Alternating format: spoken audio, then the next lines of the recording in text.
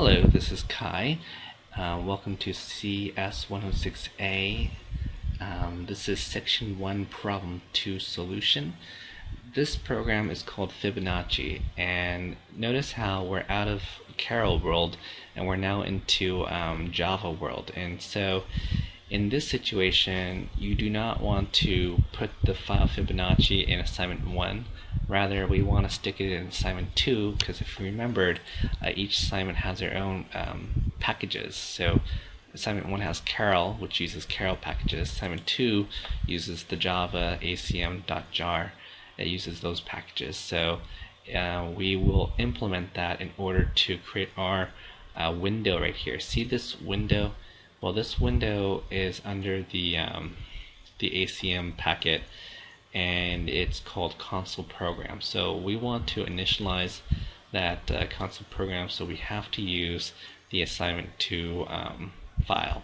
So we'll go ahead and start off by clicking on C to create a new class, and we're going to call this class Fibonacci. So hold on one sec, I have to turn off the fan there. Fibonacci. Okay, so there it is, and instead of using Carol now, we're going to now go ahead and use ACM, and we're going to go down to program, because in the program file we can go ahead and extend the console program, the one that we need to show that text. Okay. Now remember, just like any program, we need the public void run, okay, to operate the program. And in this case, in this program, we need the Fibonacci method. And as you can see up here, they have a Fibonacci method, and it looks like it takes an input and then it delivers an output. Okay, so we have to create a method that has an input of a value and an output of a value. And I guess that output would display on the text right here in this box. And the other thing that they're having you do is to create a Sentinel value. Now, a Sentinel value is a value that actually does not change in the program. So if you run the program as many times as you want, the value of the max term value does not change unless you physically change it to another value. So let's go ahead and put those elements in there. I'm going to go ahead and put in that while loop that they wanted you to put in there. So while term less than or equal to max term value. Okay. So that's going to be that.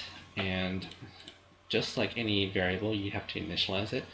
In this case, because it's used not just in that program, but in the whole thing, we want to go ahead and initialize it here at the bottom. Private static final int.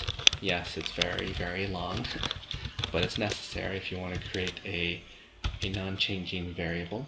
Okay, so here it says that they want 10,000, so the max value that you can have is 10,000. And then secondly, we want to go ahead and create our Fibonacci method. So for our Fibonacci method, we'll go ahead and put that there.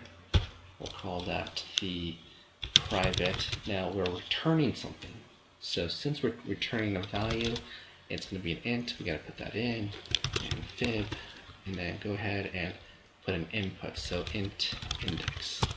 Okay. Now this index variable actually is used only in this method, so you're not going to have to worry about using the variable index again and worry about having it overlap, because it won't. It's separated from each other. So this is only encapsulated in this one section. Okay, so let's go ahead, and I'm going to go ahead and build the Fibonacci method. Go from the inside out. That would be the best way to start. So let's say if my value, oh, and guess what? One more thing I forgot. Because these numbers don't just disappear. You see how it's like 0, 1, 1, 2, 3. If you're not familiar with Fibonacci numbers, basically you take the first two numbers, 0 and 1, and you add them together. That equals the next number. And then you add those two together, which will equal the next number. So 1 plus 1 is 2, 1 plus 2 is 3, 2 plus 3 is 5, 3 plus 5 is 8, and so on and so on.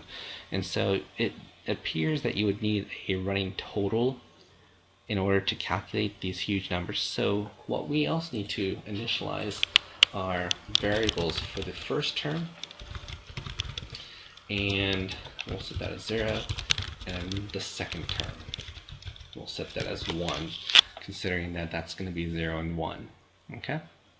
Alright, so what we need to do next is we go ahead and say if our index is equal to 0, what we want to do then is go ahead and return the value of term 1, because isn't that going to be 0? Since term 1 is 0, we want this to return the value of 0. So fib of 0 is going to equal to 0. Now we're going to say else if, in another condition, index is equal to 1, we want that to return the term value of term 2, because f of fib of 1 should also give an output of 1. Now for the tricky part. Because 0 will give you 0, 1 will give you 1, now we kind of have to build an algorithm that would do the additive, right? And so in order to do the additive, that would be for all other cases, so we could just simply put else. We go ahead and we need to do like a hot swap.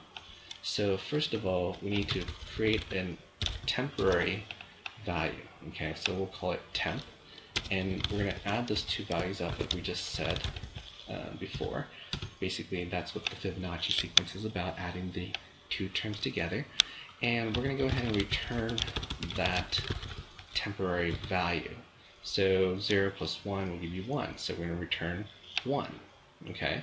Now, of course, even though you add those terms up, you have to replace the old values with the updated new values. Okay. So in front of the return temp, we're going to go ahead and put term 1 is equal to term 2. Okay. And we're going to say now term 2 is equal to temp. Okay, just like that. So we have a running total of values for term 1 and term 2, and it's going to count all the way up to 6765, which is right below 10,000.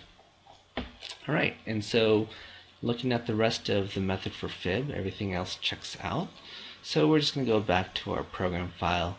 Looking at this, it says while term is less than or equal to max term value. Again, does it really matter whether or not we have a running total of term? It doesn't appear like it. It looks like that term is going to be printed out, so it's going to be switched. So we can actually put term here. Okay, wouldn't make any difference. And now, oh, and one thing I just noticed, this is highlighted in red. That's because I misspelled value here. So that's why you always have to make sure that spelling is exact, otherwise it won't take it as the same. Okay? Alrighty, so what we want is we want the term to be printed. So we're going to say that print the term, okay? And we have to give the term the value. So what we're going to do is going to say that term is equal to fib method, and we'll say counter, because we're going to have an index that's going to count 0, 1, 2, 3, 4, 5. So to put that counter, we're going to go ahead and have it count. And yes, it is important that counter counts up, but instead of putting it at the bottom, still put it here. Again, you could put it at the bottom. It probably would look nicer, just it's not necessary.